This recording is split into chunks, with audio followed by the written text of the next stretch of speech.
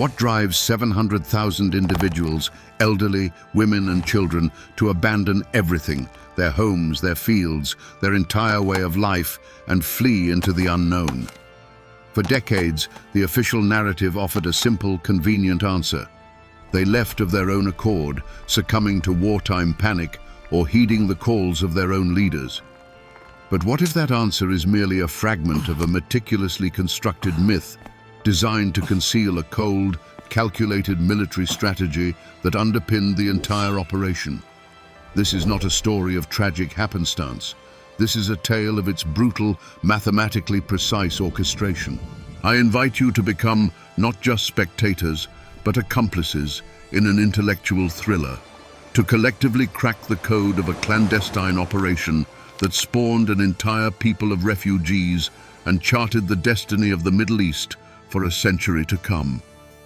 Let us, for a moment, close our eyes and transport ourselves to Palestine in 1947. The air here is thick and heavy, redolent with eternity and anxiety.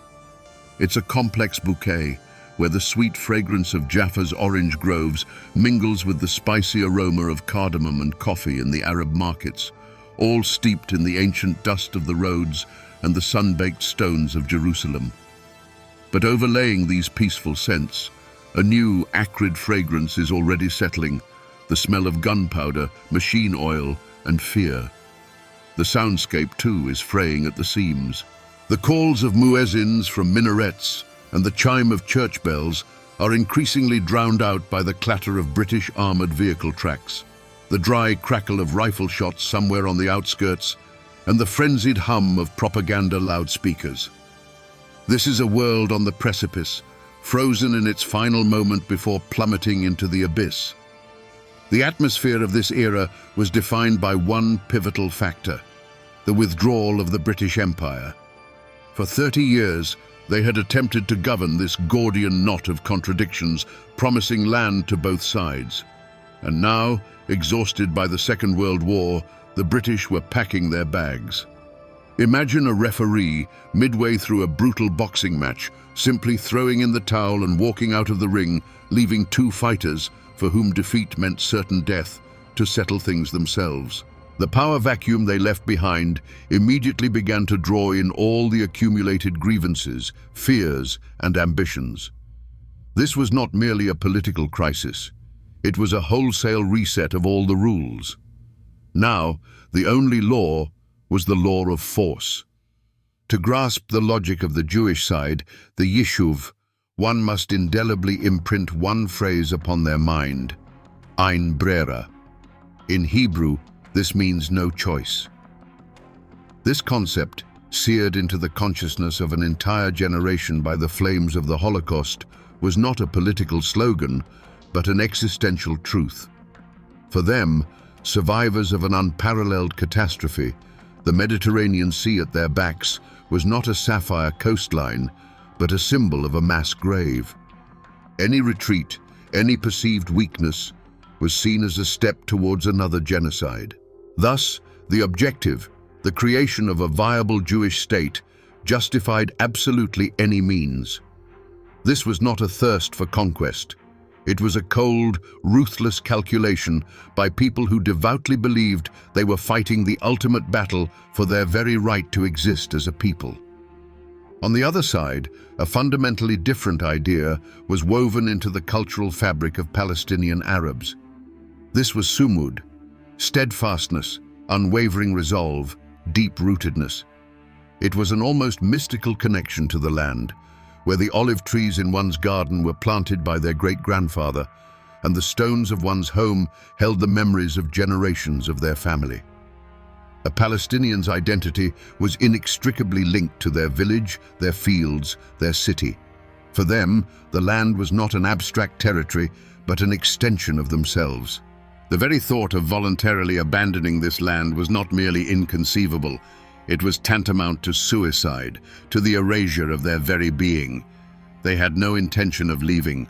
They intended to stand their ground.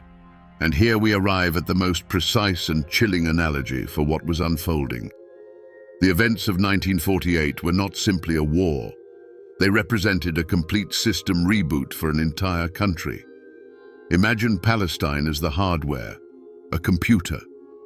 The British mandate was an old, buggy and dying operating system. The Jewish leadership and the Palestinian Arabs were two competing, utterly incompatible new systems, each vying to install itself onto the same hard drive. And the Yishuv leadership, spearheaded by David Ben-Gurion, approached this like brilliant but ruthless system architects. They understood. For their new system to run stably and without glitches, merely installing it wouldn't suffice. They first needed to completely format the hard drive, down to the last byte, erasing all traces of the previous user. This sensory reconstruction is vital because it reveals that the impending catastrophe was not a product of spontaneous hatred. It was the result of a collision between two immensely powerful, utterly unyielding national ideals, two incompatible cultural codes. One side was driven by the fear of repeating the past and willing to do anything for the future. The other was defined by an unbreakable connection to the present and could not fathom life without it. In this superheated air, permeated with the scent of gunpowder and orange blossoms, not just a country was being born. A tragedy was emerging, the logic of which we are only now beginning to decipher. The trigger point, the decisive click of the detonator that initiated an irreversible chain reaction, was November 29, 1947. On this day, the United Nations General Assembly voted for Resolution 181, a plan to partition Palestine into two states, one Arab, one Jewish. To the world, this appeared to be a wise, Solomon-like solution, an attempt to untangle a knot civilly. But on the ground, steeped in sweat and blood, the sound of the Assembly President's gavel rang out not as a call for peace, but as a starting gun in a race for survival. The partition plan did not resolve the conflict. It legalized it, giving both sides an official pretext for total war. And at this moment, the primary mover of events steps onto the historical stage. Not a charismatic general or a fiery orator, but a quiet, pragmatic, and utterly ruthless strategist, David Ben-Gurion.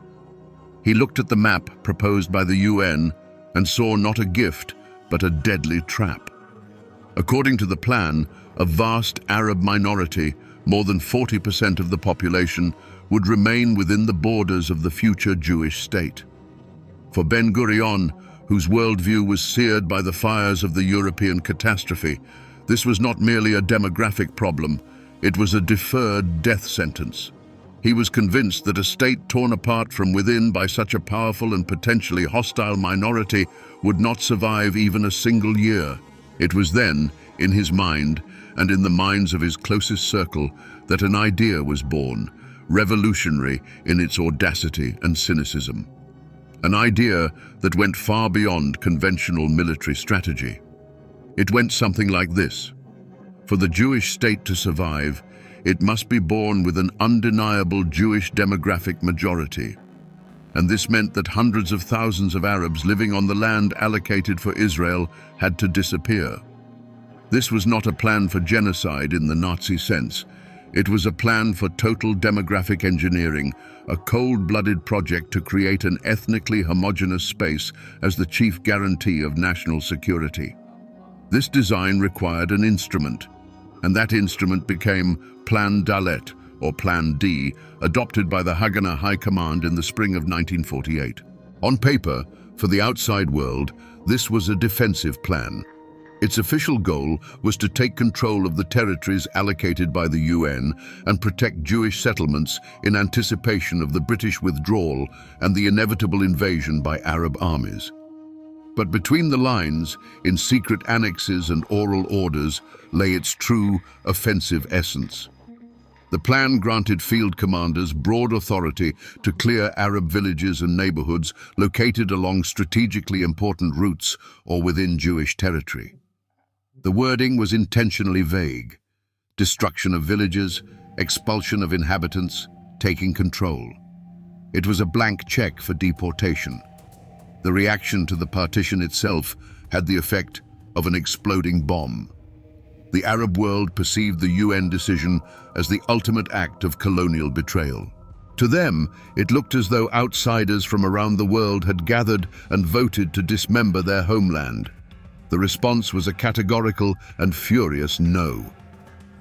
They had no intention of accepting the plan and began preparing for war to wipe the future state off the map.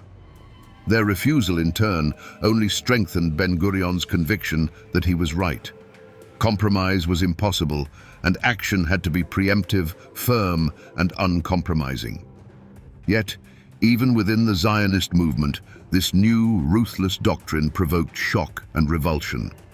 The humanist, left-leaning faction, which dreamed of a binational state founded on socialist ideals and fraternal coexistence, watched in horror as their vision twisted into its bloody antithesis.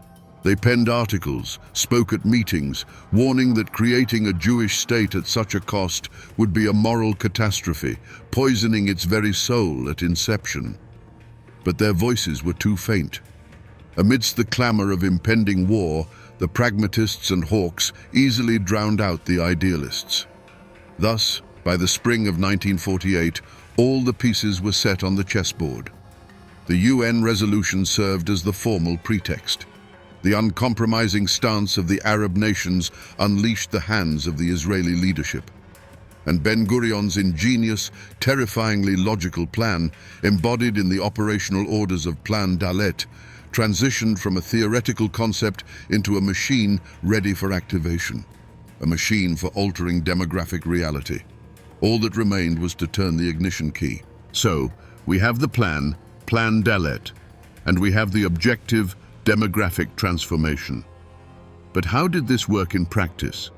How was theory translated into reality on the ground? The answer lies in a central metaphor that best describes what transpired. This was not a chaotic military campaign. This was a hydraulic press, a slow, inexorable mechanism operating with dispassionate precision, whose purpose was not to crush the enemy, but to carefully, yet with immense force, squeeze the Arab population out of the desired territories. Each operation was a calibration of this press, a fine-tuning of its gears. Let's peek under the hood of this machine and disassemble it. At its core lay not so much tanks and cannons, but a brilliant and cynical understanding of human psychology. The first and foremost element was information warfare. Palmach and Haganah commanders masterfully employed tactics that today would be called shock and awe. They did not aim for protracted battles over every village. The goal was different: to break the will to resist even before the main assault began. Everything was brought into play: agents spreading panic-inducing rumors, loudspeakers broadcasting news of imminent doom, and most chillingly, selective, targeted terror. The news of the massacre in Deir Yassin, broadcast throughout Palestine, proved more effective than a dozen divisions. It became the principal psychological weapon, paralyzing entire regions with fear. The second element was military isolation with a twist. The classic tactic of encirclement was turned inside out here. Instead of hermetically sealing off the cauldron, commanders almost always left one single escape route. This was a crucial engineering decision. An entrapped enemy would fight to the last, like a cornered rat. But if given the illusion of salvation, a single corridor leading away, their instinct for self-preservation would likely override their will to fight. This corridor became the pressure release valve of the press, directing the flow of refugees in the desired direction, typically deeper into Arab territories, towards the positions of the Transjordanian Arab Legion. Now, let's visualize the entire process using a typical clearing operation as an example. It was a clear, refined algorithm consisting of several steps. Step 1. Preparing the field. Several days before the operation, the targeted village or urban neighborhood would begin to experience an artillery barrage of rumors. Information would be spread about the approach of overwhelming forces, the cruelty of the soldiers, and the grim fate of neighboring villages. The goal: to create an atmosphere of hopelessness and total panic. Step 2. The intimidating blow. The operation kicked off with a brief but utterly brutal strike at the community's most vulnerable point.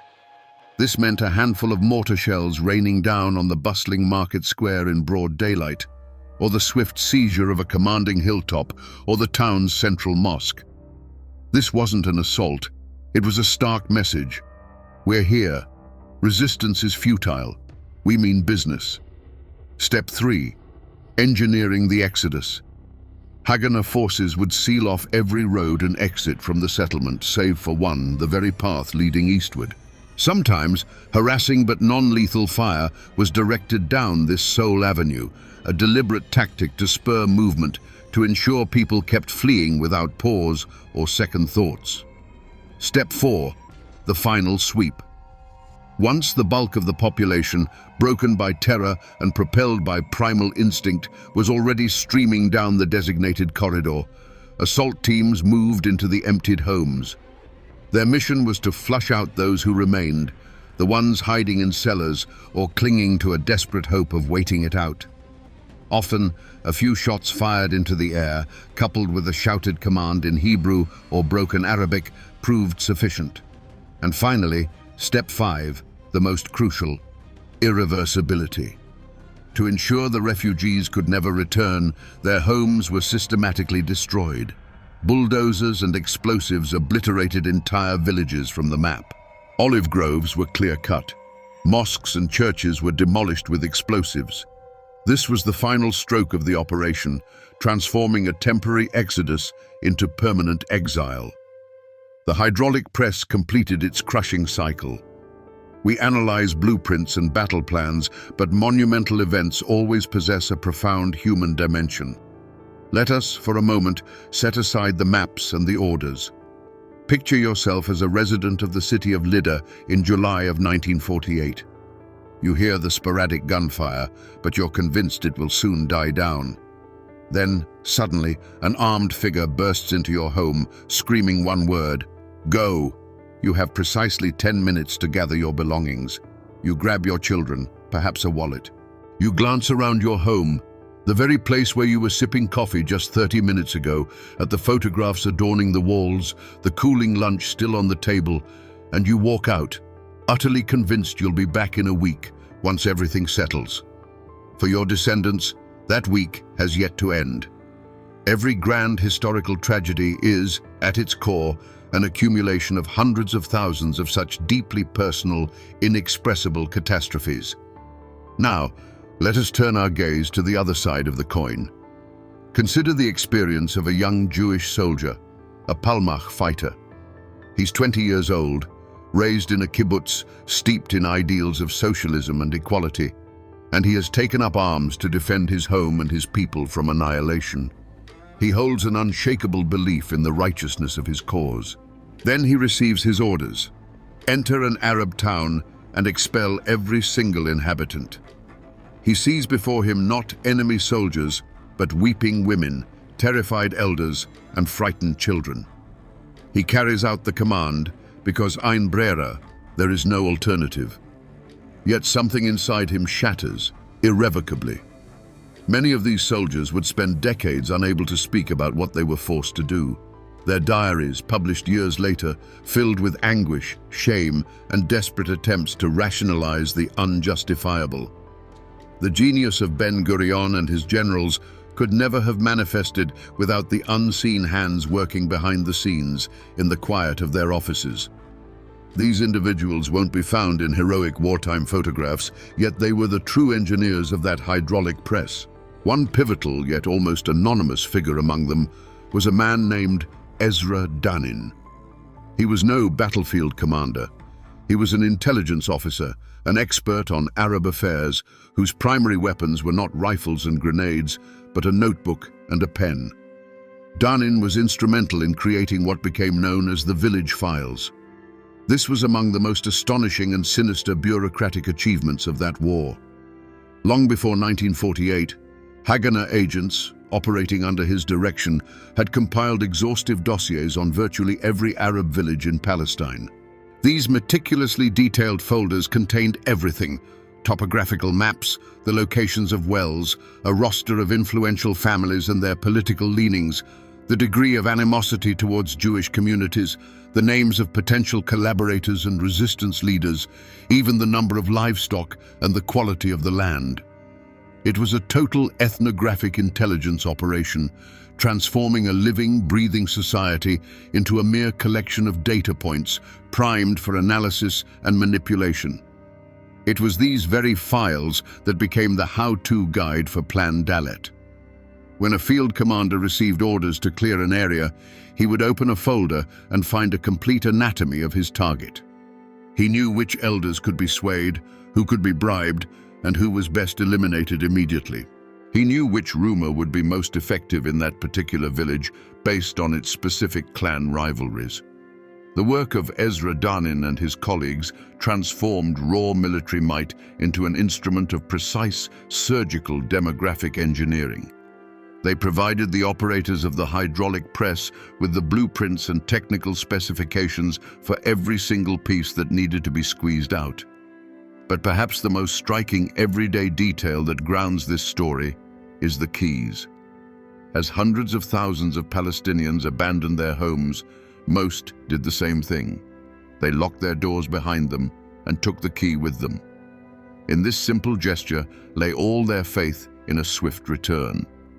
This key was not merely a piece of metal, it was the physical embodiment of their home, their past, and their future. They left, but a part of their soul, encased in this humble object, remained there in Jaffa, Haifa, Lydda. These keys, often large, old, and rusted, are still preserved in countless Palestinian families worldwide, passed down through generations. They are shown to children and grandchildren born in refugee camps. This key has become the primary symbol of the Nakba, the Palestinian catastrophe. It is an artifact that refuses to let us forget. It stands as a silent witness to that lunch that remained on the table and that week that stretched into an eternity. It proves that behind the dry statistics always stand living people whose world was shattered in a single day. By the summer of 1948, the demographic engineering machine seemed to be operating flawlessly. Plan Dalet was being executed with cold efficiency. Galilee, the coastal plain, hundreds of Arab villages were erased from the map, their populations swelling the growing streams of refugees. The system, fine-tuned by Ben-Gurion and his generals, appeared all-powerful. But precisely at the peak of its greatest triumph, it encountered an unforeseen challenge that nearly broke the entire mechanism.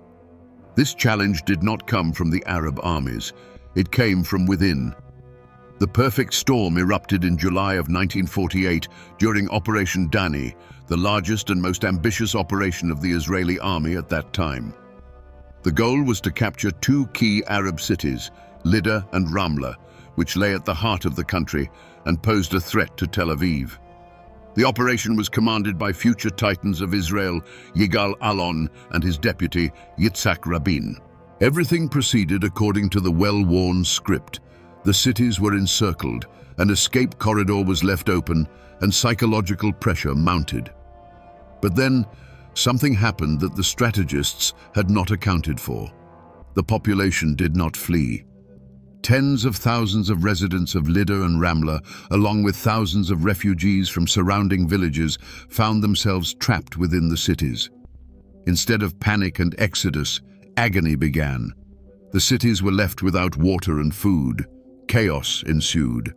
And at this moment, the system faltered. The usual mechanism of extrusion failed to work.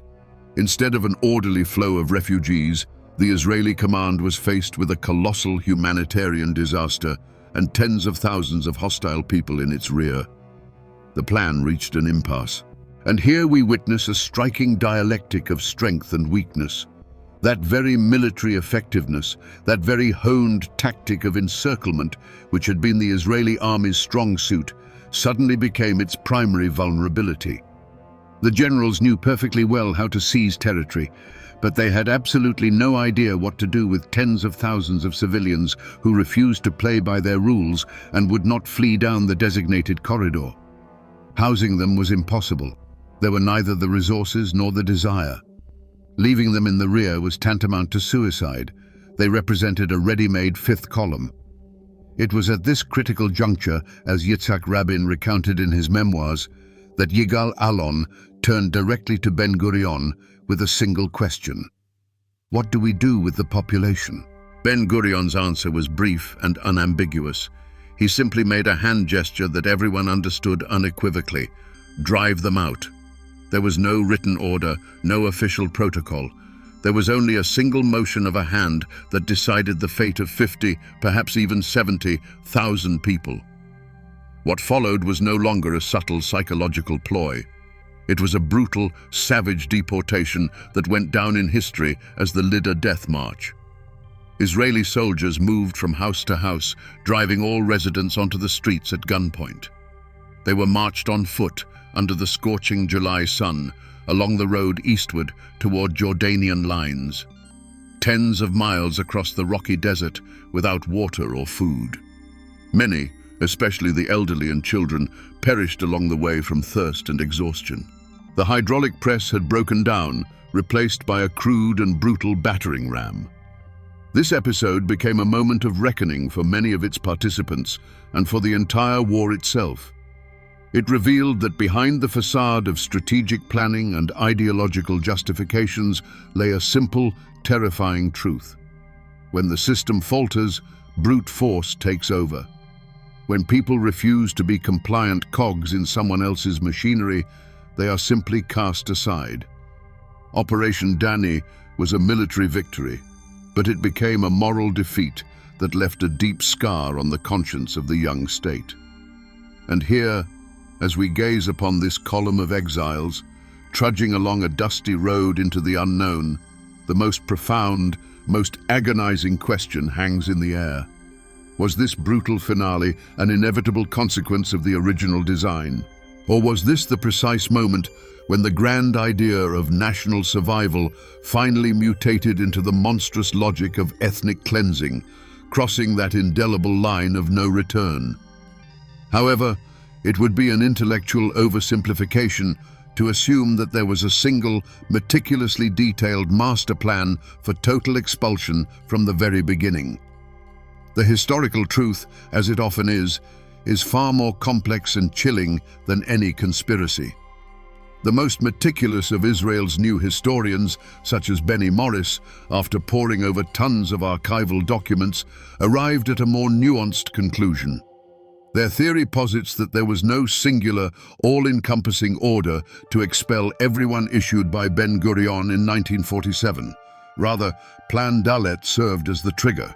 It established the framework and granted the authority, and within that framework, amidst the chaos and brutal logic of war, the idea of expulsion evolved from an option to a necessity, and subsequently into a systematic policy. This alternative theory does not excuse what transpired, but it uncovers its deeper mechanics. Decisions were often made not in the headquarters in Tel Aviv, but on the ground by brigade commanders. Is a village resisting? Clear it. Does a strategic road run through a village? Clear it. Is there a suspicion that residents are aiding the enemy? Clear it. What began as a series of tactical decisions dictated by military necessity very quickly, within a matter of months, transformed into a total strategy. War generated its own relentless inertia, and the machine launched to defend borders mutated into a mechanism for their demographic homogenization. Yet, behind military strategy and demography, there always lurks another engine of history, the most cynical of all: economics. The exodus of 700,000 Palestinians was not merely a humanitarian catastrophe. It was arguably the single largest transfer of property in the Middle East during the 20th century. We are not talking merely about land. We are talking about tens of thousands of homes and apartments in cities, about farms, about industrial enterprises, about citrus groves, which were Palestine's primary export commodity, about bank accounts, about shops, about automobiles and herds of livestock. An entire economy, built by generations, became, overnight, the property of absent individuals. The sheer scale of this economic transfer is almost impossible to grasp. According to estimates from United Nations Economic Commissions, the value of just the immovable property left behind by Palestinian refugees was equivalent to several annual budgets of all neighboring Arab states combined. To put this into perspective, these assets became a kind of Marshall Plan for the newborn state of Israel, which was struggling for resources and absorbing hundreds of thousands of impoverished Jewish refugees from Europe and Arab countries alike. It was a colossal, albeit blood-stained, initial capital that allowed the state to survive its earliest, most challenging years. Abandoned Arab homes were settled by new immigrants, and orange groves continued to yield their harvest, but now for new owners. And finally, beneath it all lay hidden meanings, symbolic acts intended to cement the conquest on a metaphysical plane. One of the most potent of these acts was the total and systematic Hebraization of place names. A special government commission systematically erased hundreds of centuries-old Arab names of villages, hills, and valleys from the map, replacing them with new Hebrew ones, often drawn from the Bible. The Arab village of Ain Karim transformed into the biblical Ain Kerem. The city of Al-Majdal became Ashkelon. This was no mere rebranding. It was an act of magical realism, an attempt to erase not just people, but the very memory of them, to rip a page from the history book and declare that no one had ever been on this land before. Thus, the secret life of these events unfolded simultaneously on three distinct levels. The military-political, where tactical decisions evolved into a strategy of expulsion. The economic, where the tragedy of one people laid the foundation for the survival of another. And the symbolic, where the renaming of the landscape was meant to forever cement the victor's claim not only to the territory, but also to its history. All three processes worked in synergy, forging irreversible facts on the ground and transforming the Palestinian exodus from a military tragedy into an existential, enduring catastrophe. And now, as we descend into history's engine room, having witnessed the superheated air of Palestine on the eve of its explosion, the cold calculus of strategists, and the tears on the dusty road from Lydda, the scattered fragments of the mosaic begin to coalesce into a single, unsettling picture. We began with a simple question. Was the Palestinian exodus an accident or a plan? And now we realize that, at its core, this question is flawed. It presupposes a simple yes or no answer, when in fact the truth resides in a far more complex and terrifying realm, the realm of a systemic process. At the heart of it all, as we recall, lay an existential dread. The concept of Ein Brera, no alternative, born from the ashes of the Holocaust, was the fuel that powered the entire machine. For Ben-Gurion and his generation, the creation of a demographically homogeneous Jewish state was not a matter of comfort or ideology, but the only possible response to the threat of utter annihilation. It was from this absolute conviction that Plan Dalet emerged, not as an explicit order for total deportation, but as an operational framework, brilliant in its ambiguity. It legitimized the very idea of clearing territories. It provided commanders on the ground with the authority, the tools, and the moral justification. It was the rifle hung on the wall in the first act of the drama. So, what then is the enigma of the Nakba, the Palestinian catastrophe? It lies in the fact that it was not a singular act, but a spectrum of actions that evolved alongside the war. At one end of this spectrum were villages whose residents genuinely fled in a panic, terrified by rumors and the proximity of combat. At the other end were direct, brutal orders for deportation, as seen in Lydda and Ramleh. And between these two poles lay a vast grey area where the metaphorical hydraulic press machine was at work. Psychological pressure, military threat, the creation of escape corridors, and targeted acts of terror that made voluntary departure the only rational choice. The keyword here is evolution. The war became a catalyst that transformed a possibility into a necessity. Every successfully cleared village proved the method's efficacy. Every military victory, secured by a clear rear, only strengthened commanders' conviction that this was the only viable path. The process became self-perpetuating. What might have been merely one option in the spring of 1948, by autumn had become standard operating procedure, an axiom of this war. And into this self-reinforcing military mechanism flowed a powerful economic current. Hundreds of thousands of homes, farms, and businesses left by refugees were no longer merely someone else's property. They became a vital resource for the fledgling state, which was gasping under the influx of Jewish immigrants. The settlement of Arab homes and the cultivation of Arab lands made the expulsion process irreversible, not just politically, but also economically. Now, hundreds of thousands of new Israeli citizens had a direct, vested interest in ensuring that the former owners never returned. And so, we can now formulate the main conclusion, the unraveling of this historical phenomenon. The Palestinian exodus was neither pure accident nor a diabolical conspiracy. It was a self-reinforcing system, a perfect storm where the existential fear of the Jewish leadership spawned a ruthless military plan. This plan, in turn, unleashed amid the chaos of war, created powerful military and economic incentives for its expansion and intensification. Fear begot violence, violence begot flight, flight begot economic gain, and gain forever cemented the results of that violence. When we grasp this, the magnitude of the undertaking is astounding.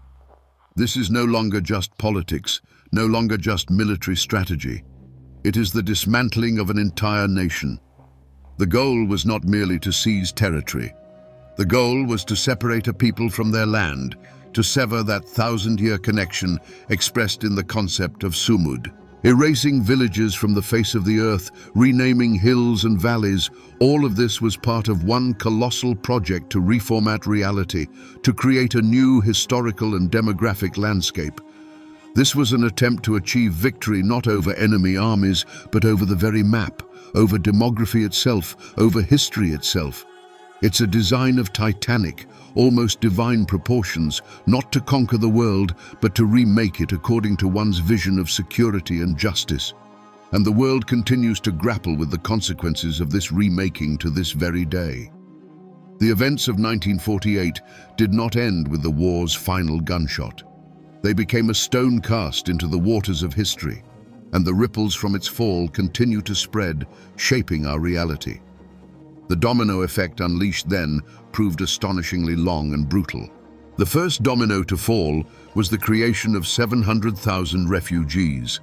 The second, which fell almost immediately, was the refusal of Arab countries to integrate them, partly out of cynical political calculation, to use them as a weapon against Israel, and partly due to the refugees' own sincere belief that their expulsion was temporary. Thus was born a phenomenon unique in world history: temporary refugee camps that have persisted for over 70 years. It was in these camps, under the aegis of a specially created United Nations agency, that a profound transformation occurred. Farmers dispossessed of their land and city dwellers, stripped of their cities, gradually lost their former identities. In their place emerged a new identity, forged in the crucible of shared humiliation and hope: the identity of the Palestinian refugee. These camps, conceived as a humanitarian solution, transformed into giant incubators of a national idea, founded not on the possession of land, but on its loss and on the sacred right of return. This was the third domino, and it was followed by the fourth, the bloodiest of all. The despair and disenfranchisement rampant in the camps became the perfect breeding ground for radicalism. It was from these overcrowded, anger-filled barrack cities that the Palestine Liberation Organization sprang forth. It was here that Fedayeen groups, carrying out raids into Israeli territory, found their fighters. A refugee camp ceased to be just a place of residence. It became a base, a staging ground for continuing the war by other means. And this cycle, expulsion begetting camps, which beget resistance, which begets violence, has not been broken to this day. The right of return, once a dream, has transformed into the primary, intractable knot of the entire Middle East conflict.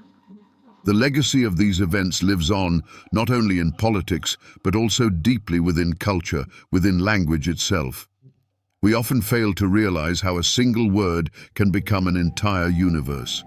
For Palestinians, that word is Nakba, the catastrophe. This is not merely a historical term to denote the events of 1948. It is the starting point of a new calendar, the prism through which all subsequent history is perceived, a personal trauma passed down through generations. To utter Nakba is to conjure images of lost villages, the death march from Lydda, and the rusty key to a home that no longer exists. This key, which has become the primary symbol of Palestinian expulsion, is not just an artifact. It is a cultural code, a password by which one Palestinian recognizes another anywhere in the world. All of contemporary Palestinian culture is, in essence, one grand reflection on the theme of the Nakba. The profound poetry of Mahmoud Darwish, the prose of Ghassan Kanafani, the existential cinema of Elia Suleiman, all of it has sprung from the experience of expulsion. And even the refugee camp itself has become a distinct cultural phenomenon, a tragic monument. Its architecture, where temporary tents have, over decades, grown concrete floors, where narrow passageways are adorned with portraits of martyrs, and above it all rises a United Nations emblazoned school, presents a unique and harrowing urban landscape. It is the physical embodiment of waiting, which has become a way of life. But the most significant and terrifying legacy of these events is their fundamental paradox. Let's recall the initial idea that drove Ben-Gurion to create a safe haven for the Jewish people, a place where they would never again face annihilation. This goal was undoubtedly achieved. The State of Israel was created.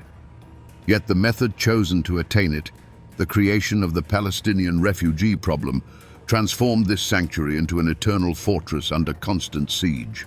The pursuit of absolute security spawned a source of permanent, existential danger right at its borders.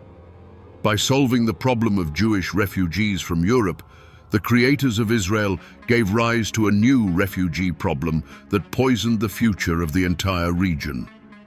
In this cruel irony of history lies the main, enduring lesson of 1948. It might seem that we are discussing matters of long ago, a world of black and white photographs and old maps.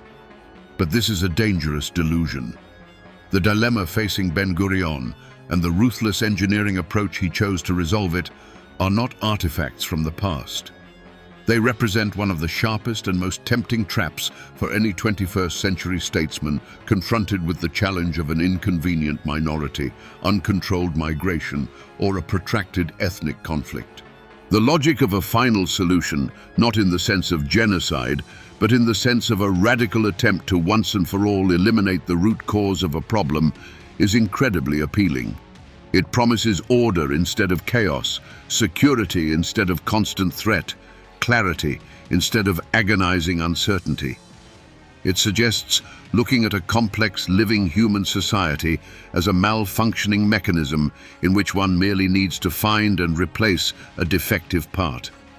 And the temptation to pick up the scalpel and with one decisive stroke excise the tumor to save the body of the nation will always be great.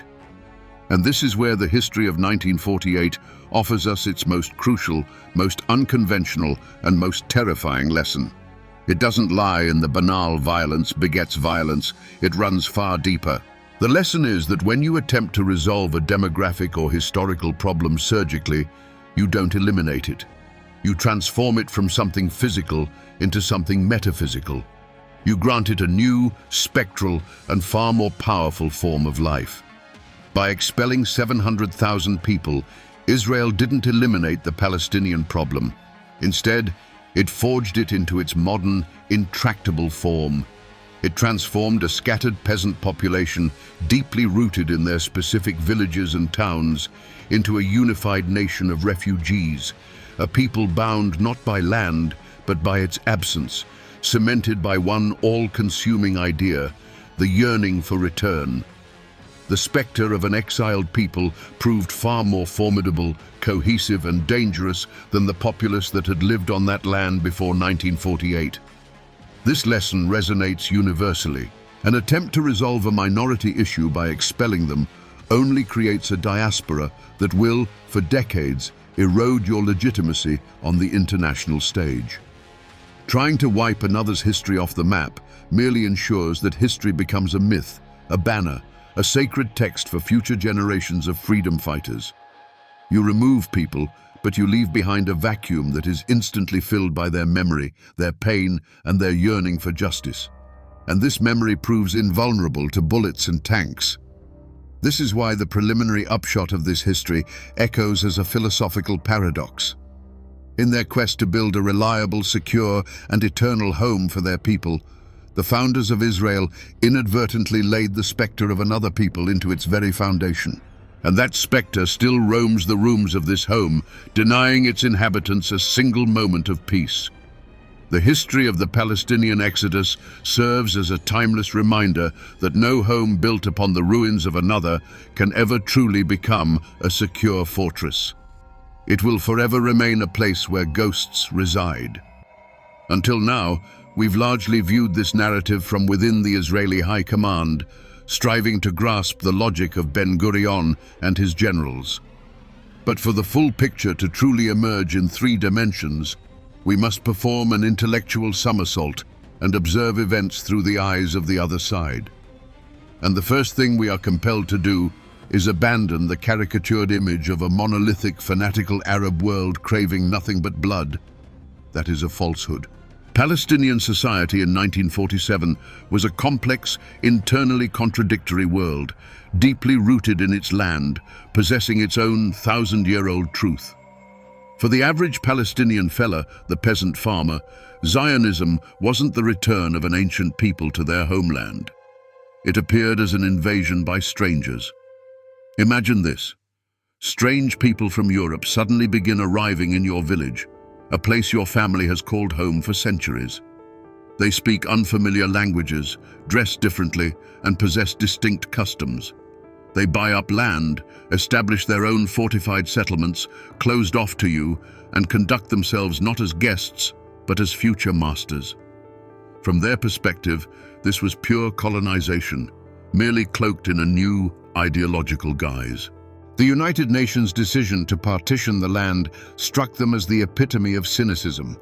Powerful nations, thousands of miles away, simply carved up their home, severing it at its very heart, and handed the best parts to these newcomers. Now, picture the profound cultural shock they experienced when war broke out. They had prepared for a traditional war, a clash of armed detachments, the defense of their villages. But what they encountered was utterly alien to them. In their eyes, the Jewish forces operated not like an army, but like a soulless, omnipresent organism. They didn't merely fight, they analyzed. They utilized some sort of village intelligence. They knew the elders' names, and they masterfully manipulated rumors. They waged war not only with weapons, but also with psychology, information, and demographics. This was a new kind of warfare, a total war aimed not at defeating an army, but at dismantling a society. The very idea of ethnic cleansing, of erasing villages from the face of the earth, was not merely brutal to them, it was sacrilegious. In their traditional world, war had its own rules, bloody though they might be, but understandable. One could kill an enemy in battle, one could capture a town. But to deliberately destroy homes, to cut down olive groves, to blow up mosques so that people could never return, this was perceived as an act of absolute metaphysical evil. It was an assault not on life itself, but on the very fabric of existence, on the sacred bond between humanity, land, and God. And this brings us to the tragedy of their predictability. The Arab side, including the armies of neighboring countries, was formidable in familiar categories. They had more people, they were on their home turf, and they enjoyed the support of the entire Islamic world. But all these strengths proved useless because they were preparing for an entirely different kind of war.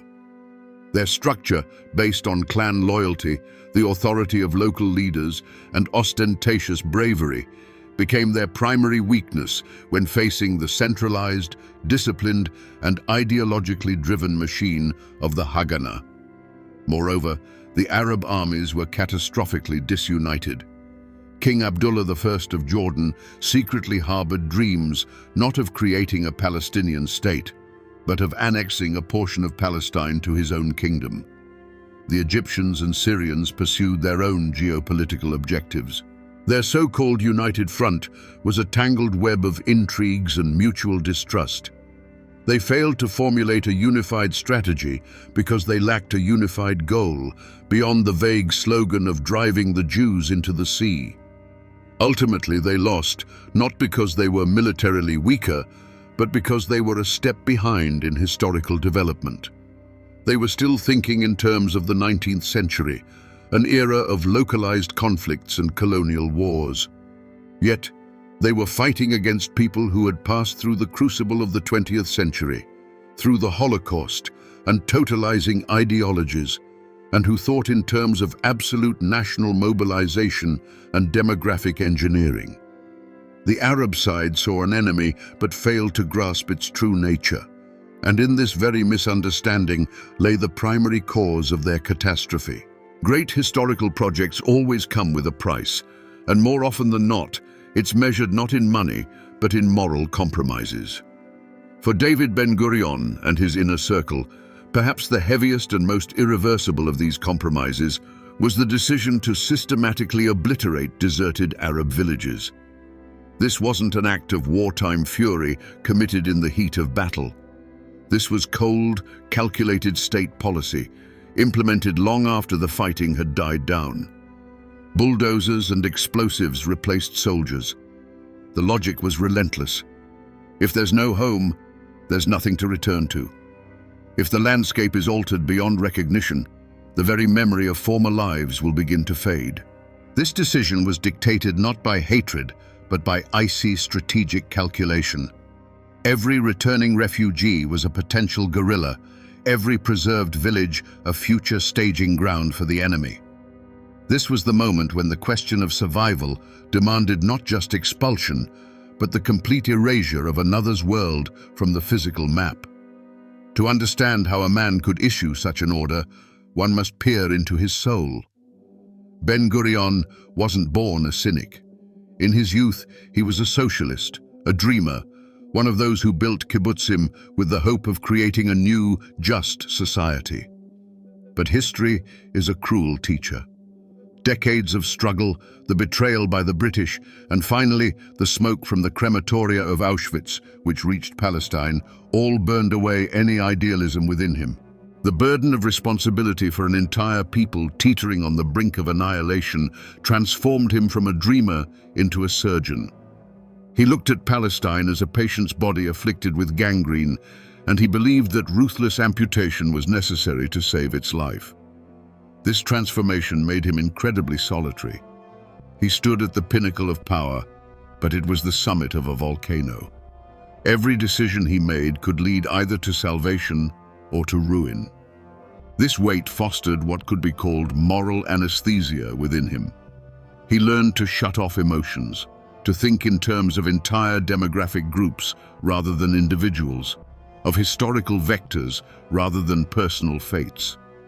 He could tenderly quote biblical prophets and in the very next breath issue an order that condemned tens of thousands of people to suffering. This wasn't hypocrisy. It was a psychic defense mechanism for a man who had assumed the role of a demiurge and was forced to pay for it with his own peace of mind. He was transforming into the living embodiment of the state, pragmatic, determined, and devoid of sentimentality. Upon the altar of this pragmatism, not only enemies but also friends, or rather former kindred spirits, were sacrificed. The most painful casualty of the grand objective was the dream of a humanistic, binational Zionism. And the torchbearers of this dream were his comrades in the socialist movement, the leaders of the left-leaning Mapam party. They were Zionists just like him. They fought equally for the creation of a Jewish state. But when reports from the front about mass expulsions and destruction began to reach them, they were horrified. Their delegation came to Ben-Gurion, their old comrade, not as politicians, but as people whose world was crumbling. They spoke of morality, of socialist ideals, of how a state born in such sin would have no future. They implored him to stop it. Ben-Gurion's response was as cold as steel. He didn't shout, didn't argue. He simply looked at them as if they were children who couldn't grasp the harsh truth of the adult world. He accused them of empty sentimentality in the face of a real threat of annihilation. He didn't throw them in jail. He did something worse. He forced them to choose between their conscience and their loyalty to a nation at war. And they chose loyalty because the alternative was defeat in war, which would have meant the end of everything. Ben-Gurion didn't betray them physically. He compelled them to betray themselves, to become complicit in something that contradicted everything they believed in. He amputated the humanistic conscience of his own movement because he considered it a dangerous luxury during a struggle for survival. This was the true, highest price of his genius. To build a state, he had to destroy not only Palestinian villages, but also the dream of many of his comrades. He won, but this victory forever left in his nation's soul the phantom pain of an amputated limb, that very part of the soul that believed there could have been another way. When one civilization supplants another, the struggle isn't solely for land. An invisible, yet no less brutal war for cultural space commences, and in Palestine of 1948, this clash was deafening. Imagine an architectural duel. On one side, the functional, ascetic, and European-spirited Bauhaus style that Jewish architects brought to Tel Aviv. On the other, the traditional Arab architecture of Jaffa and Jerusalem, thick stone walls warding off the heat, shady courtyards, intricate latticework on windows. These were two distinct ways of thinking, two distinct ways of living, embodied in stone. And when new immigrants from Poland or Romania settled into deserted Arab homes after the war, a miniature cultural explosion occurred. European furniture looked alien beneath vaulted ceilings, and the habit of living with tightly closed windows clashed with the very logic of a home designed for cross breezes and shade. This was not synthesis. This was an occupation of living space. This conflict permeated everything. It echoed in the very air, where the muezzin's call from the minaret began to drown in the buzz of Hebrew speech on the streets. It was inscribed on road signs, where ancient Arab place names were painted over or crossed out with new biblical names. This was a war of symbols, in which one reality methodically erased another. Arabic, the language of this land, transformed from the language of the majority into the language of the minority, the language of the vanquished, a tongue one needed to know to interrogate a prisoner or issue an order to a laborer. And Hebrew, resurrected from the ashes of centuries, became the language of power, progress, and the future. But culture is a tenacious, living thing. You can't just erase it. And from this brutal collision, the most astonishing and bizarre hybrids began to emerge, cultural mutations born of war and close proximity. Nowhere is this more evident than in the realm of food. Hummus, falafel, shakshuka, dishes that had graced Arab and Levantine tables for hundreds of years were swiftly adopted by the nascent state. They were appropriated, adapted, and ultimately transformed into the quintessential calling card of Israeli cuisine. This wasn't a peaceful cultural exchange, it was a culinary spoils of war. And today, the fierce hummus wars, the passionate debates over whose national dish these truly are, represent a direct continuation of the 1948 conflict, albeit played out on a dinner plate. Another, more intricate hybrid emerged in the world of music. Jewish immigrants from Arab countries like Iraq, Yemen, and Egypt brought with them their distinct musical traditions, imbued with rich Arabic melodies and rhythms. For decades, this Eastern music, known as Mizrahi, was dismissed within Israel as second-rate, even vulgar, a relic of the past, deemed unworthy of a nascent nation striving to align itself with the West. Yet, it thrived, blossoming in working-class neighborhoods and on countless cassette players. Then, fusing with Western rock, pop music, and Greek influences, it mutated into something entirely new, a powerful, melancholic, and immensely popular genre that now dominates Israeli charts. It was a cultural rebellion that perhaps unwittingly pulled Israeli society back towards its profound Middle Eastern roots. So, how did all this transformation impact the daily lives of ordinary people? For a Palestinian Arab who remained within the new state's borders, it brought about a schizophrenic duality of existence. At home, he spoke Arabic and adhered to ancestral customs. But stepping outside, he entered a different world, one where he had to speak Hebrew, obey new laws, and navigate life in a way that avoided drawing suspicion. His familiar world shrank to the confines of his home and neighborhood. Everything beyond became alien territory. For the newly arrived Jewish immigrant, conversely, it was an arduous rooting into unfamiliar soil. He learned to eat novel vegetables, acclimated to the scorching heat, and struggled to comprehend the logic of this strange, non-European world. He lived in an unfamiliar home, walked streets with foreign names, and on some subconscious level, always sensed the lingering presence of those who had come before him. Thus, at the crossroads of two civilizations, what emerged was not a harmonious melting pot, but rather a zone of high tension, a battleground where even a plate of hummus could become a weapon, and a song on the radio, an act of cultural defiance or assimilation. This invisible front line persists even today. The 1948 war wasn't fought solely on the battlefields. Concurrently, and perhaps with even greater ferocity, a battle for the narrative unfolded, a war over how this story would be told and understood by the world. And the leadership of the Yishuv, hardened by ideological struggles across Europe, approached this with brilliant foresight.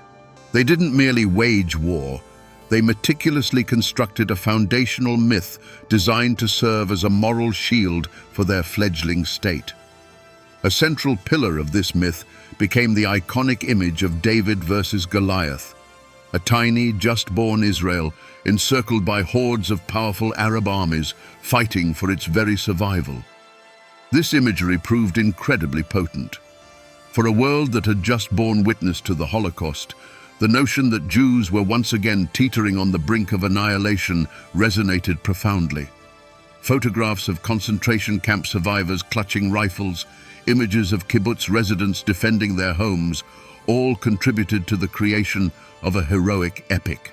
This wasn't mere propaganda, it was the deliberate crafting of a sacred history, portraying Israel's birth not as a political endeavor, but as a biblical miracle, an act of supreme historical justice. Any harsh methods employed, any collateral damage, such as the refugee crisis, simply dissolved into the radiant glow of this grand survival myth. Naturally, the Arab side fashioned its own mirrored counter-myth. In their propaganda, Israel was not David, but an outpost of Western imperialism, a new crusader dispatched to subjugate the Middle East. Zionists were depicted as ruthless invaders, agents of colonial powers, continuing the legacy of their British patrons. This narrative, too, was effective in its own way. It transformed a localized conflict into a chapter of the global anti-colonial struggle, galvanizing sympathy across the Third World and among leftist intellectuals in the West. And this myth, as we well know, proved incredibly resilient, continuing to shape how the conflict is perceived in vast swathes of the globe to this very day. But the most insidious weapon in this information war was forged by the Israeli side long after the actual events. This was the myth that Palestinians had left their homes at the behest of Arab leaders. For decades, Israeli propaganda claimed that Arab radio stations had broadcast appeals to the population, urging them to evacuate to clear the path for advancing armies. It was a brilliant construct. Not only did it absolve Israel of any responsibility for the humanitarian catastrophe, but it also painted Arab leaders as cynical manipulators who sacrificed their own people.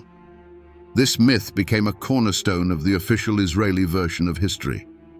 And here is where history, as written by the victors, clashes head-on with stubborn facts unearthed from the archives.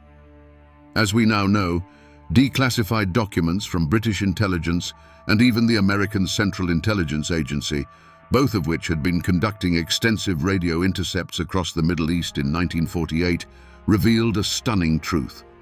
Not a single such order was ever found. On the contrary, numerous appeals were recorded from Arab leaders and Palestinian committees, urging the population to stay put, to resist panic, and to hold on to their land. The myth of the radio broadcasts turned out to be just that, a myth, a phantom created to justify a fait accompli. The starkest illustration of how the official narrative diverged from reality can be seen in the events at Lydda. For decades, Israeli historiography depicted the city's capture as a heroic military operation that necessitated quelling a dangerous armed rebellion in the army's rear.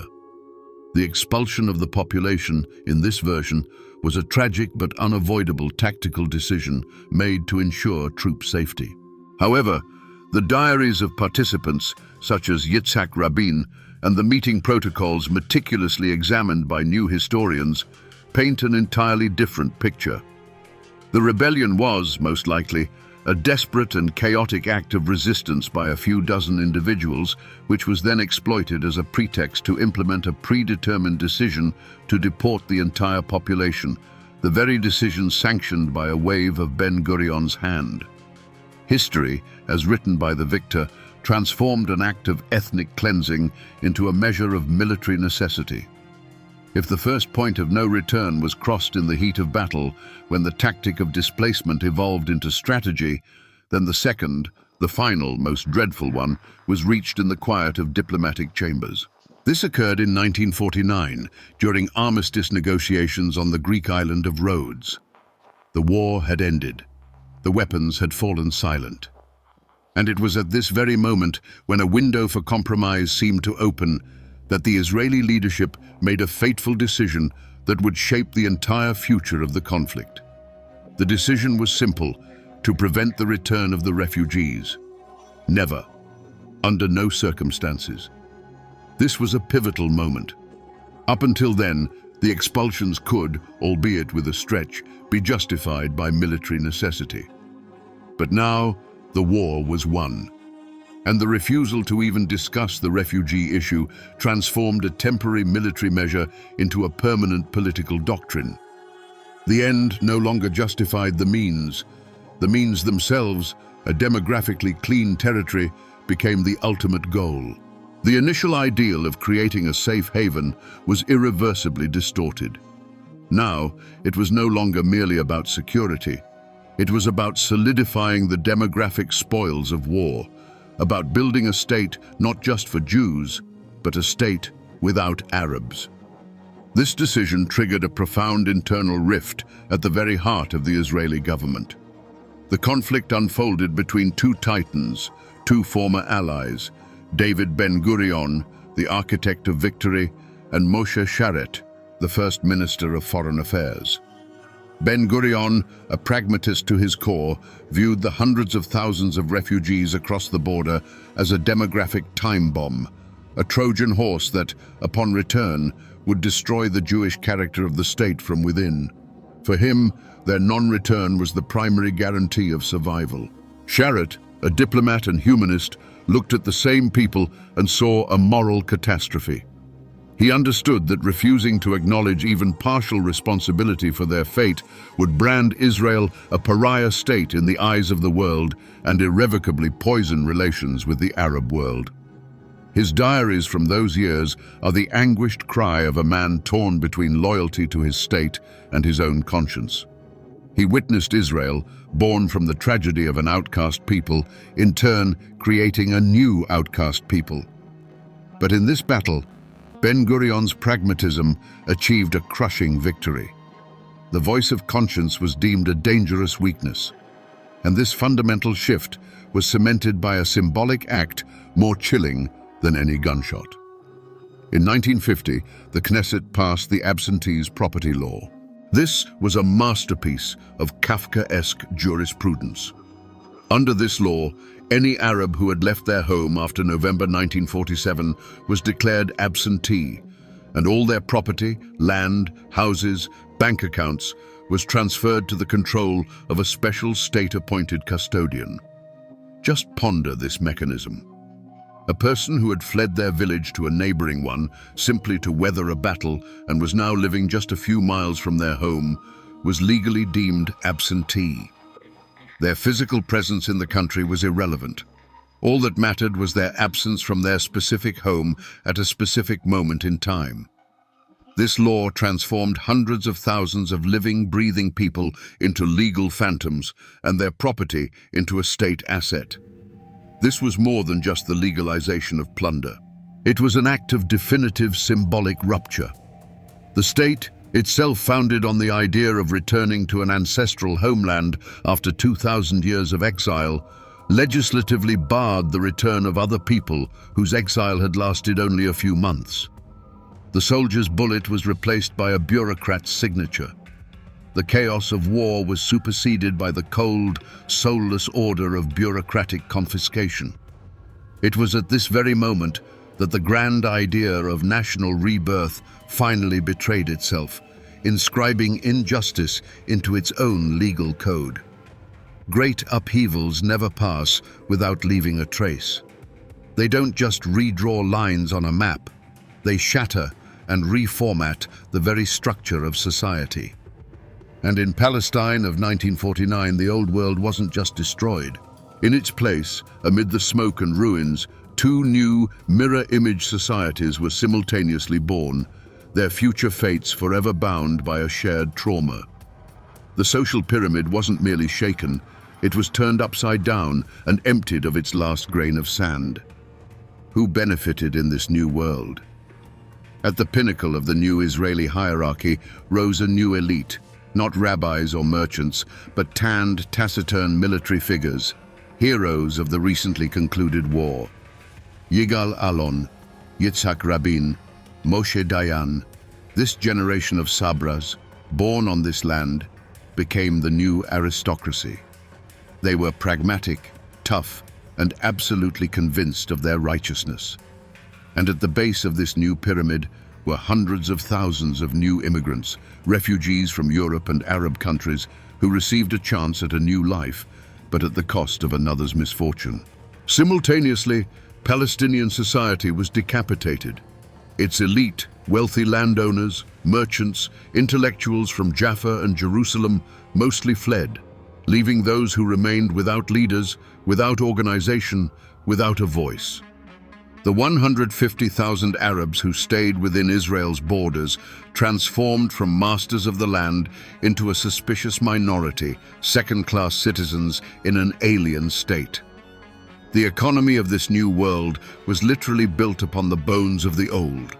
A colossal bureaucratic apparatus, known as the custodian of absentee property, became the primary engine of redistribution. It was the most extensive and rapid transfer of property in the region's history. Vacated Arab homes in Haifa and neighborhoods in Jerusalem were settled by Jewish families. Fertile lands and citrus groves were transferred to kibbutzim and moshavim. Even furniture, dishes, and clothing from abandoned homes were distributed among newly arrived, needy immigrants. It was a somber yet effective mechanism that enabled the nascent state to absorb waves of immigration and lay the foundations of its economy. But this didn't just alter who owned property. It reshaped the very economic geography of the region. Prior to 1948, Palestine was an integral part of the Greater Levantine expanse, its trade routes stretching to Beirut, Damascus, and Amman. The port of Jaffa served as a gateway for the entire region. After the war, all these arteries were severed by new, hostile borders. Israel transformed into an economic island, cut off from its natural surroundings and forced to completely reorient its trade westward toward Europe and America. The ancient Levantine crossroads became a Middle Eastern dead end, a fortress trading with a distant world across the sea. And of course, this upheaval left an indelible mark on the psychology of the survivors.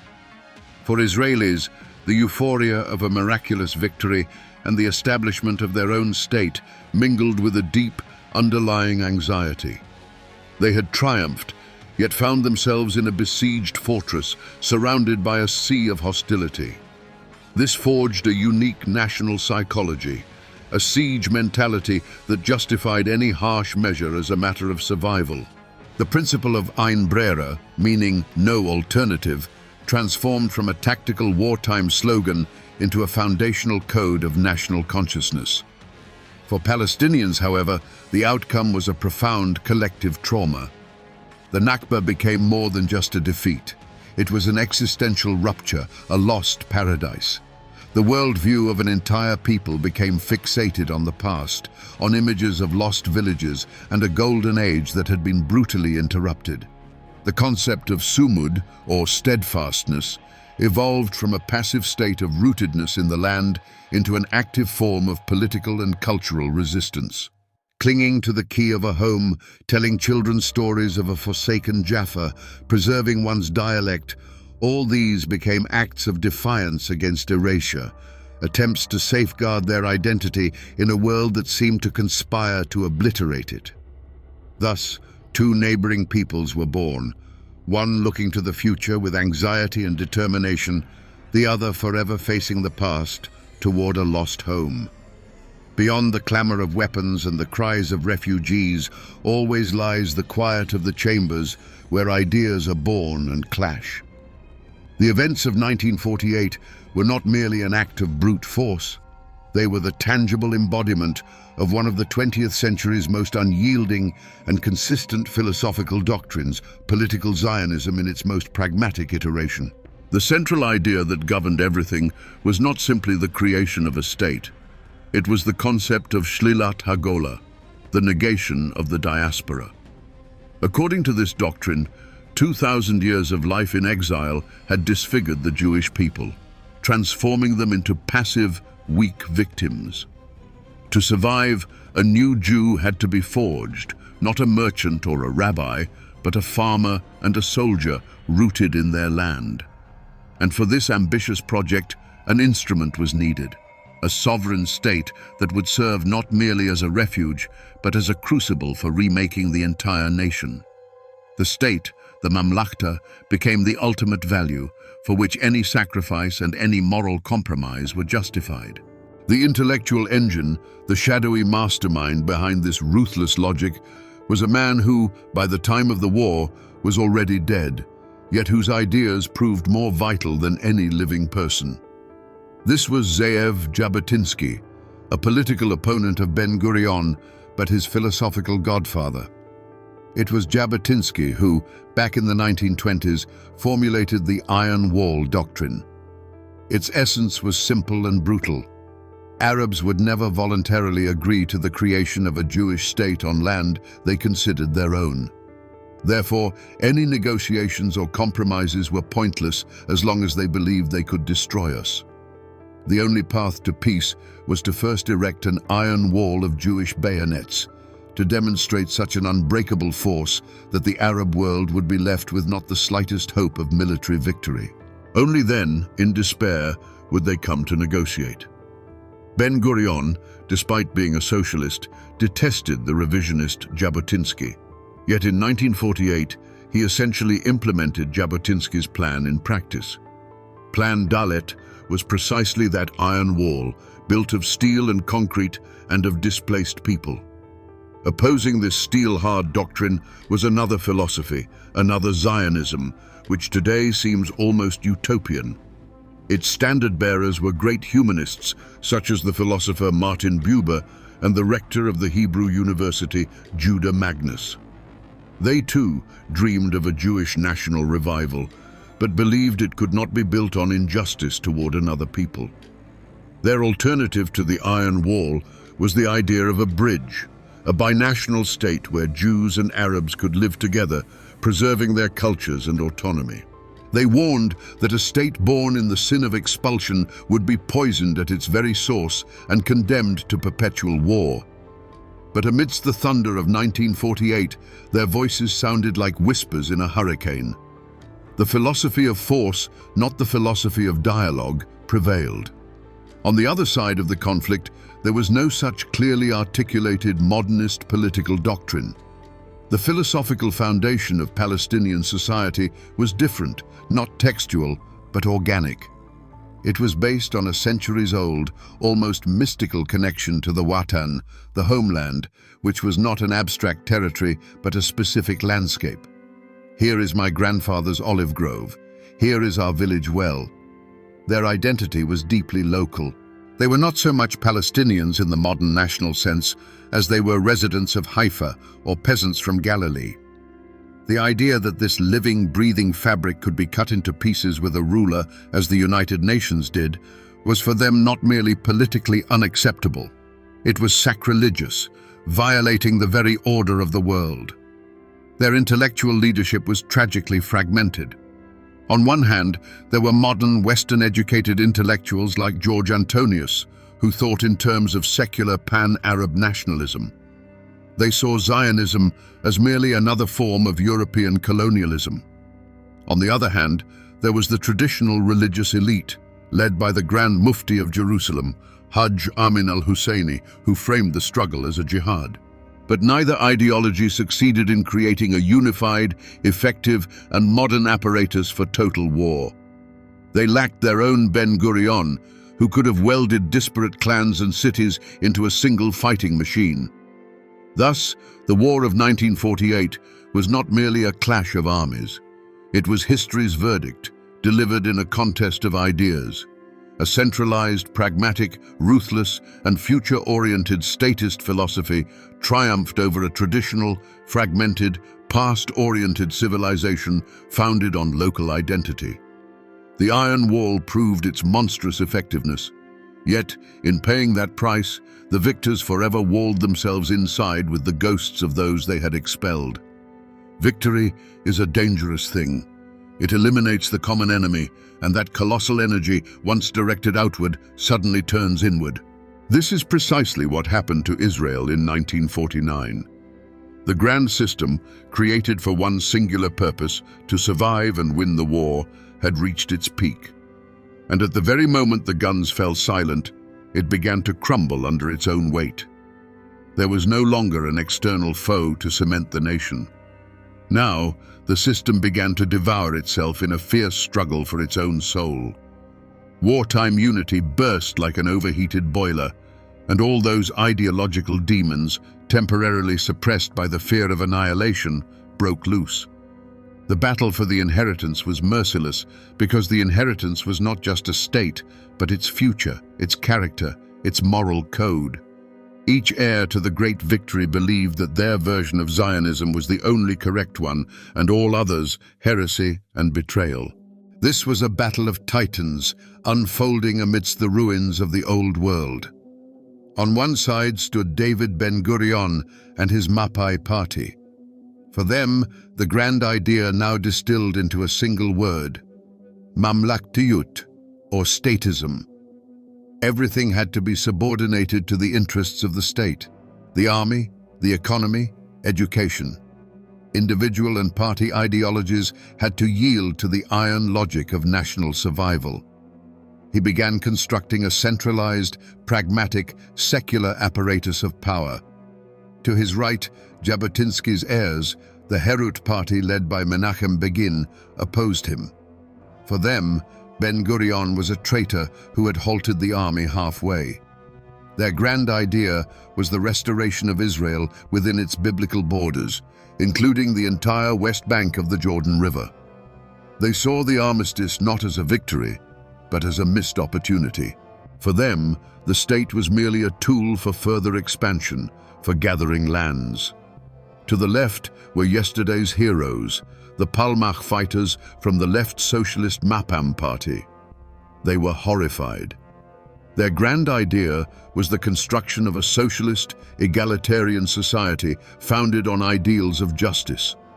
And now they watched as their victory led to the creation of a militaristic state that governed the remaining Arabs through military governorships and confiscated their lands.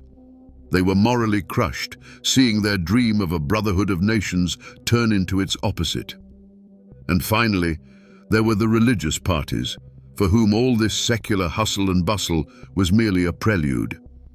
Their grand idea was a state living according to the laws of the Torah. They immediately began demanding the introduction of religious legislation, control over marriages and divorces, and the observance of Shabbat in the public sphere. The United Front of 1948 shattered into 4 irreconcilable camps, tearing the grand idea of victory to pieces. The sessions of the first Knesset devolved into a battlefield where yesterday's comrades in arms accused each other of every mortal sin. But the most tragic fate awaited the last remnant of the true idealistic dream, that very humanistic Zionism of the left-wing kibbutzniks. These people, the elite of the nation, its best soldiers and farmers, found themselves in an unbearable moral trap. They had shed blood for this state, but now could not reconcile themselves with its appearance. They saw the remaining Arab villagers and read accusation in their eyes. They knew the truth of the expulsion because they themselves had been its implementers. Their attempts to appeal to the nation's conscience, their demands for a just solution for the refugees, their protests against the military regime for Israeli Arabs were met with Ben-Gurion's icy wall of pragmatism. They were declared naive idealists, dreamers who didn't understand the laws of survival in the brutal Middle East. They were politically marginalized, forced to choose between conscience and loyalty, and they, with heavy hearts, chose loyalty. This was their slow, agonizing political demise. The moment they realized that the state for which they had fought would never be built marked the true end of the 1948 era, an era when it still seemed that anything was possible. Now, only one path remained, the path of the Iron Wall. For decades, the truth about the events of 1948 lay entombed beneath the bedrock of official history. In Israel, a sealed-off national myth was forged, taught in schools, broadcast through art, and became ingrained in the very fabric of successive generations. It was a heroic saga of miraculous rebirth, of a tiny David vanquishing Goliath, and of a desert made to bloom. Within this grand narrative, the Palestinian exodus was relegated to a tragic yet minor subplot. They had left of their own accord, succumbing to panic or falling for the deceitful propaganda of their leaders. Any alternative account was dismissed as hostile defamation. The memory of the Nakba, of course, persisted. It burned with an unquenchable flame in refugee camps, passed down by word of mouth from one generation to the next. Yet for the rest of the world, and crucially for Israel itself, it remained a spectral memory, an oral history of the vanquished, carrying little sway against the documented might of the victorious state. Then, in the late 1980s, the moment of revelation struck, unexpectedly emerging from the very heart of the Israeli academic world. The 30-year period of classified secrecy had expired, and the archives of the Israel Defense Forces, the government, and the kibbutzim swung open their doors to researchers. Into these dusty vaults walked a new generation of Israeli historians, Benny Morris, Avi Schleim, Ilan Pape. These were children of the state, nurtured on the heroic myth. They entered the archives, seeking confirmation of the official narrative. Instead, they unearthed its utter refutation. Imagine the shock of a young historian who, instead of finding evidence of voluntary flight, discovers operational orders with formulations like cleanse, expel, destroy. He uncovers those precise village files, replete with a detailed analysis of every Arab village. He pores over meeting minutes where Ben-Gurion and his generals dispassionately debate the demographic problem. It was the impact of a bombshell, not on a battlefield, but within the national consciousness. When these new historians published their books, grounded not in oral testimonies, but in Israel's very own documents, it unleashed a firestorm. They were accused of treason, of aiding the enemy. But the genie was out of the bottle. Historical truth, locked up for decades, broke free. But history is a treacherous thing. New eras often read old texts completely differently, imbuing them with the meaning they need right here, right now. The revelation of the truth about 1948 did not lead to national repentance or reconciliation. Instead, it was immediately drawn into the vortex of contemporary political conflict and turned into a weapon. For Palestinians and their supporters, the works of the new historians became undeniable proof of their righteousness, a smoking gun confirming the version of a premeditated ethnic cleansing. This only strengthened their most radical demands and the belief that compromise was impossible. For the Israeli right-wing camp, these very same facts were read entirely differently. Yes, we expelled them, they said. And so what? It was a war for survival, and we did what we had to do. Our only mistake was that we didn't finish the job. The historical truth about brutality became, for them, a justification for even greater ruthlessness in the future. Thus, this momentous revelation led to a paradoxical outcome. Instead of becoming a bridge to understanding, historical truth became fuel for a new round of hatred. A complex, tragic history, fraught with moral dilemmas, was reduced to black and white slogans now shouted at rallies on both sides of the divide. The attempt to understand the past made the present even more explosive. And so, having completed this enormous bloody circle spanning 7 decades, we return to where it all began. To fear. To the demographic problem that Ben-Gurion and his generation tried to solve once and for all through surgical means. They wanted to create a state with a strong Jewish majority, free from the threat of a fifth column. And what do we see today? The very same demographic battle continues with even greater ferocity, only now its arena has become the occupied territories. The problem hasn't disappeared. It has simply changed form and scale, mutating from an internal question into an existential threat that dictates the entire policy of the country. The circle has come full circle. The 1948 war, which was meant to be the war to end all wars for the Jewish people, proved to be merely the first chapter in an endless, grueling saga. The attempt to secure eternal safety with one decisive strike led instead to a state of permanent, exhausting insecurity. The fortress, built for protection, transformed into a prison from which there is no escape, because beyond its walls dwell the ghosts of those upon whose ruins it stands. And here, looming large before us, stands the central, insoluble paradox of this entire history, sounding almost like a cruel twist of fate. The pursuit of absolute order inevitably engenders the most brutal chaos. A people who, better than anyone else in human history, understood what it meant to be a homeless refugee, created one of the most acute and intractable refugee problems in the contemporary world. A state founded on the right of return after 2,000 years of exile made the denial of that same right for another people, displaced just a few decades prior, its cornerstone. This isn't merely irony. It's a tragedy where both sides find themselves trapped in a mirrored labyrinth. Two peoples, each convinced they are history's ultimate victim. Two national myths that cannot coexist in the same space, because the triumph of one spells catastrophe for the other.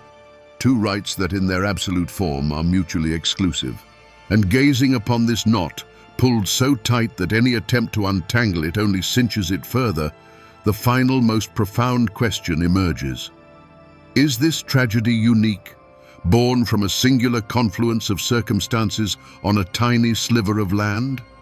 Or does it merely expose a universal, merciless law of history? A law by which yesterday's victim, consumed by fear, almost inevitably becomes tomorrow's oppressor? And the paramount question that lingers, for which there is no answer. Is there any way for humanity to break this cursed cycle, or are we doomed to endlessly chase its spiral, exchanging roles but never altering the essence of the tragedy itself?